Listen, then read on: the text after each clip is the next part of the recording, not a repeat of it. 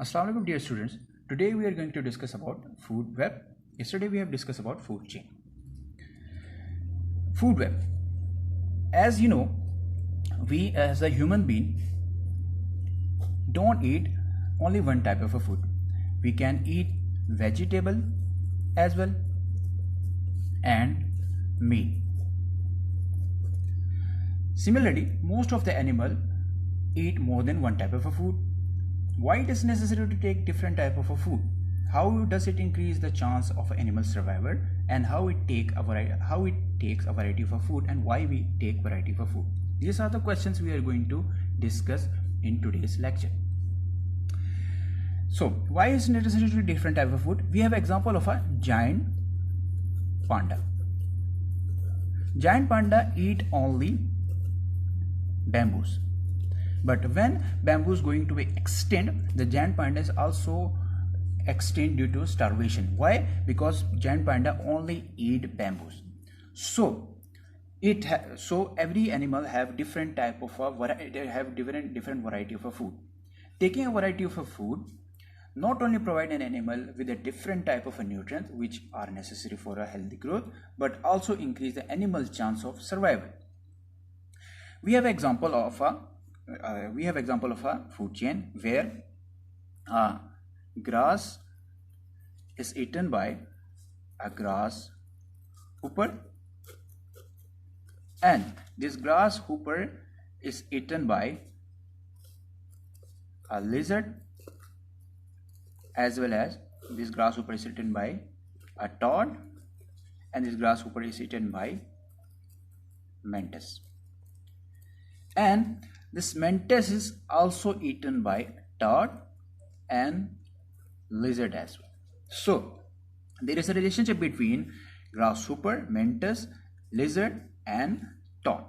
So this is a simple food chain, but there is a chance of increase in a food variety of a food where grasshopper is eaten by lizard, and grasshopper is eaten by mantis, and grasshopper is eaten by a toad.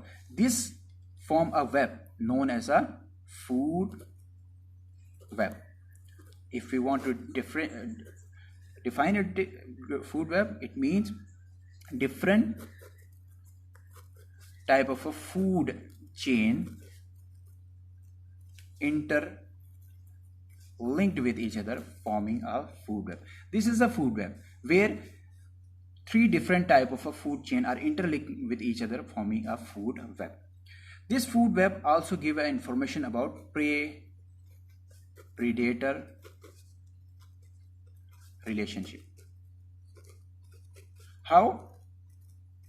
In above example, the grasshopper is preyed by a lizard. This grasshopper is also preyed by mantis and toad. Now this grasshopper is prey, and toad and all the mantis etc are predator. So this relationship is also differentiated or defined by a food web. Okay, now we have example on page number 112 on figure 5.7. we have to study which is a normal grassland food web. You have to study this food web and answer the question on page number 130. Now we are going to discuss why food web is necessary. As we have example of a zebra which is eaten by a lion. So more number of a zebra means more number of a lion. Why? Because zebra gain food from the ecosystem, and due to which the number of zebra will increase and it can reproduce. The number of lion will increase because it can reproduce and it is gaining food from the ecosystem. But if the number of zebra will distinct, the lion will not die, because lion can also eat another herbivorous. For example, we have impalas, which is also eaten by lion.